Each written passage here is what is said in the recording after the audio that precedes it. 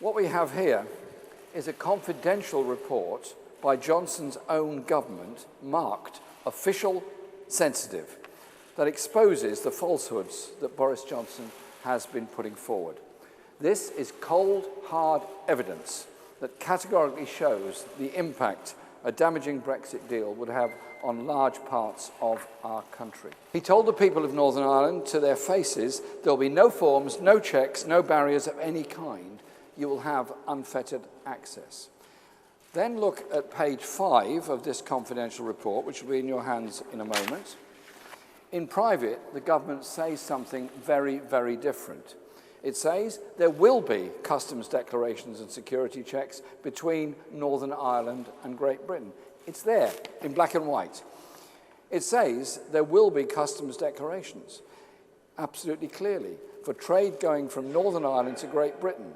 The government cannot rule out regulatory checks, rules of origin checks, and animal and public health checks also.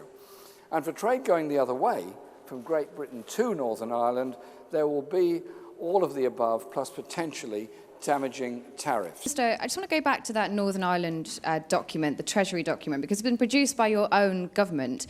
You were asked at the start of this campaign and you said no checks, no That's extra details for Northern Ireland exports whatsoever. But this document says the exact opposite. It's produced by your civil servants in your Treasury. Well, so are you now saying that the voters of this country shouldn't trust your government and they should believe you instead? They should believe exactly what I say, which is there will be no checks on goods going from GB to NI, from NI to GB, because we are going to come out of the EU whole and entire, and that was the objective that we secured. And by the way, it is a vast improvement on the original proposal, which would indeed have carved out Northern Ireland and kept it in the EU for all sorts of purposes, and we're able to do a fantastic deal for our country. And now is the time to seize it. And if there are any, by the way, one of the great benefits of the deal that we've done is if there's any particular that the people of Northern Ireland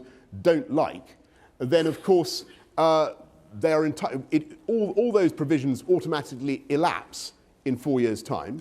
But if there's anything that they don't like, then they can vote to stay in alignment with the EU for those purposes. But it is a fantastic deal that allows us to get out as a whole country and move on. And the great virtue of our deal, the thing that we've done, is that it ends the wrangling and the bitterness in Parliament, and we move on. Every one of the 635 candidates standing, or 600 and something, 30 something candidates, something else, I think it's more than 630, standing at this election has approved our deal.